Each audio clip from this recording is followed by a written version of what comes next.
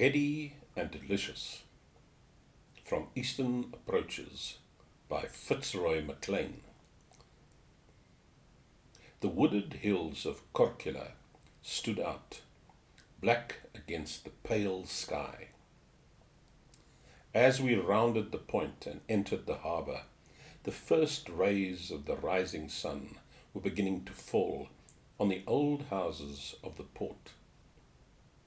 Picking our way through a motley assortment of fishing vessels, we tied up by some stone steps which ran down to the water at the base of an ancient circular tower, emblazoned with the Lion of St. Mark, the symbol of former Venetian domination. We had arrived.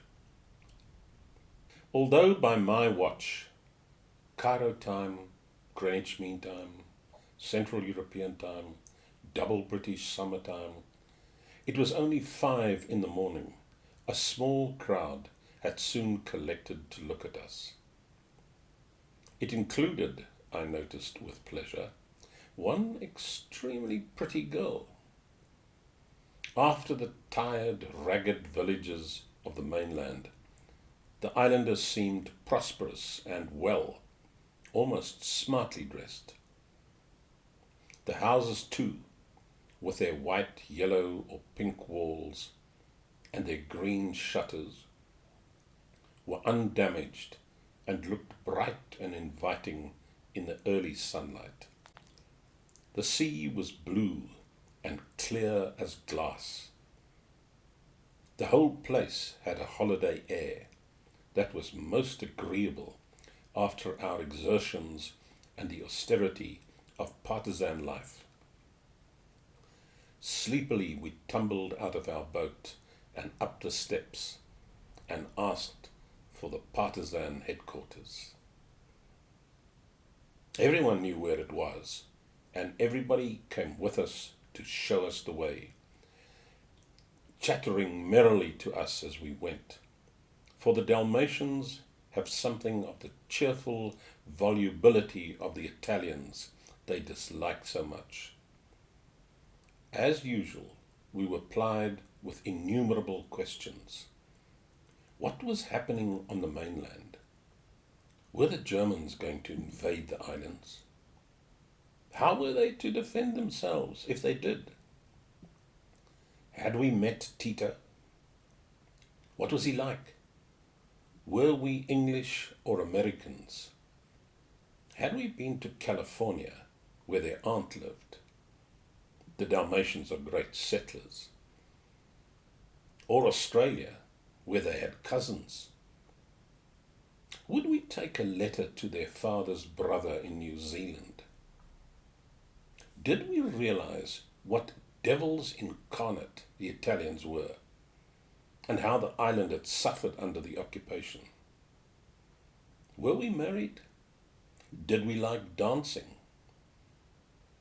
Answering some questions and avoiding others, we made our way, followed by an excited, gesticulating crowd, which increased in size as we went along through the winding streets of the town to the old Venetian palace, which housed its new rulers.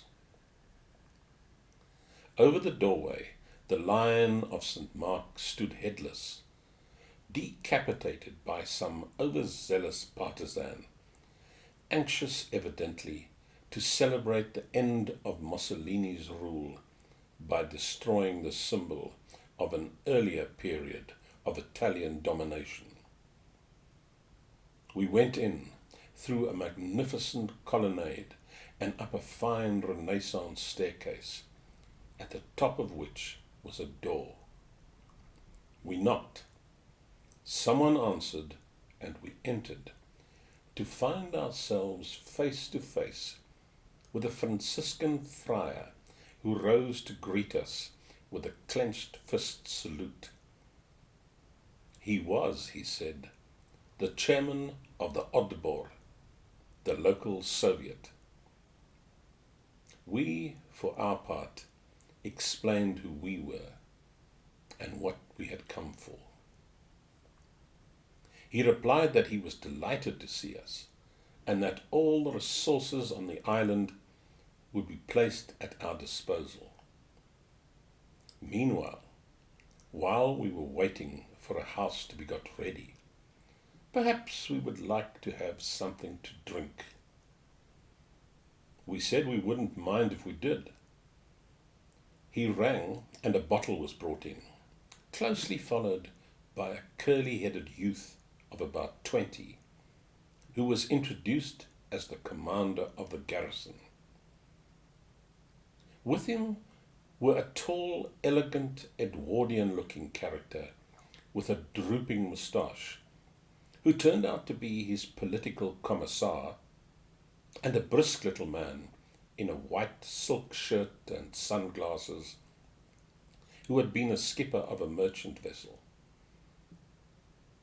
Glasses were taken out of a cupboard and filled.